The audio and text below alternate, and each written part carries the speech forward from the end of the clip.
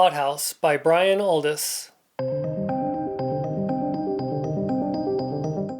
So this is episode 35 of a series I'm doing called The Masterpieces of Science Fiction, and I got the inspiration for this series from Easton Press, and they have a series of books, 140 books that they've republished called The Masterpieces of Science Fiction. And now with 35 books under my belt, I'm at the 25% mark, and so I thought it would be appropriate to actually read and review a book where I actually had a copy of the Easton Press version of the book. And I don't talk about this a lot, but they're pretty cool books. I'm kind of enjoying paperbacks and the artwork and everything that has to do with those more lately. But this is rekindling my love of these books, and they're really well put together. They always have these collector's cards, which gives you some insight to the book. They usually do an introduction by someone, and then there's usually some pretty cool artwork that is commissioned just for these versions too. And there's also maybe like 4 or 5 black and white illustrations throughout the book too. But let's just go ahead and get into the book. This book was copyright 1962, but it was published in the Magazine of Science Fiction and Fantasy before that, and I don't remember how many parts it was or anything like that, but I think what he did was he re-edited the short stories and put it together in this novel format. What's interesting is it won a Hugo in 1962 for short stories, like collectively, but it's kind of weird because it was collected into a novel. But the more I learn about the Hugos, they just did some really weird things, and it's a good place to find books, but I wouldn't, put everything I've got into the Hugo Awards. But this book is very unique. This really is a book that has mostly to do with just this world building of this far future Earth, with the way the Earth is set up, and we'll get into that, and this plant life and some of the creatures that are on the planet.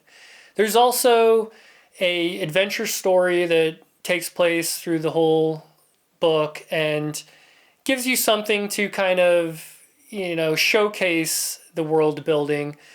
But I feel like the emphasis really is this description of the planet and everything that's going on the planet. I think in the future, when I look back on this book, I'm going to remember the description of the planet, some of the plant life that has evolved, but I'm probably not going to remember the story, because the story, there's not really much that happens in there. But let's just go ahead and get into it. So this is a far future, dying Earth kind of story where the sun is in the phases of going supernova, and the Earth has stopped rotating, and it's locked to where one face is always facing the sun, and then the other side of the planet is always shrouded in darkness.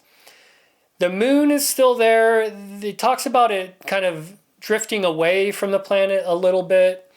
But what's interesting too, and you can kind of see on the cover here, is the moon is tethered to the Earth, which is depicted here by this kind of plant animal thing.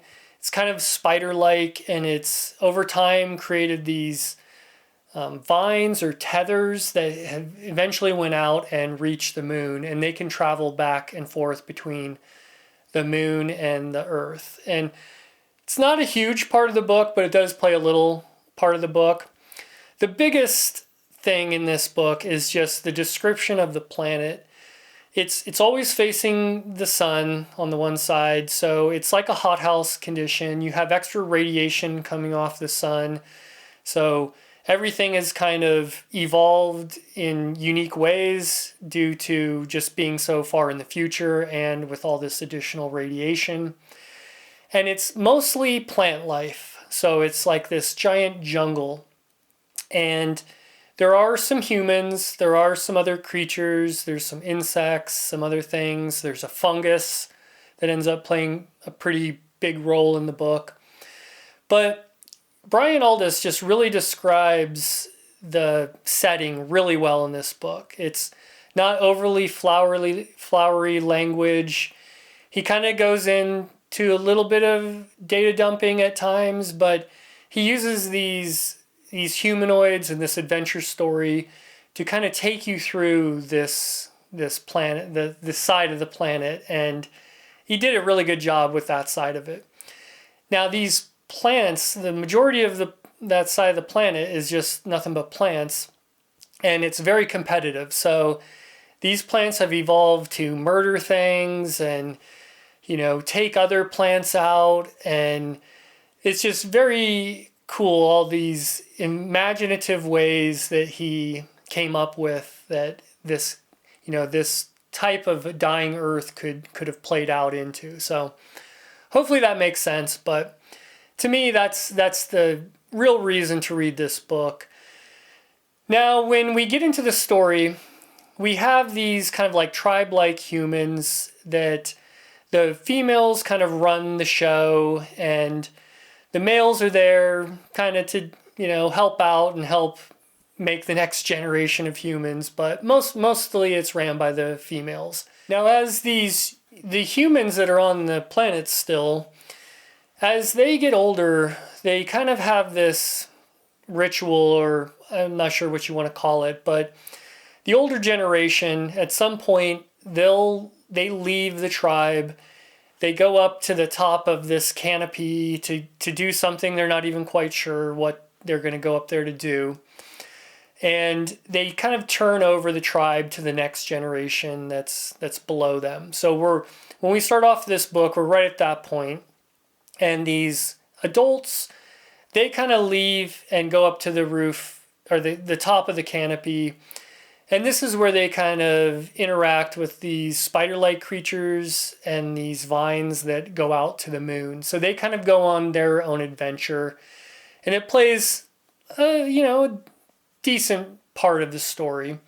But the majority of the narrative and the story is really this younger generation, as they're trying to kind of, go about their ways and survive in this planet. So really the majority of the book is following this group of younger humanoids as they're trying not to get murdered by everything on the planet. And it's a constant thing. They can hardly even sleep anywhere without getting pestered or attacked by some plant or something. So it's pretty fun. It's pretty interesting. And there's, the other thing I will say, this is a book, it's pretty hard to spoil, but I'm going to try not to spoil anything. But I mentioned a fungus.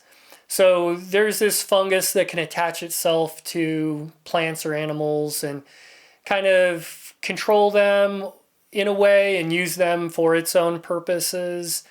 And so that also plays kind of the bigger story or reveals. Besides these humans just going around trying not to get killed, this kind of serves the real kind of plot of the story.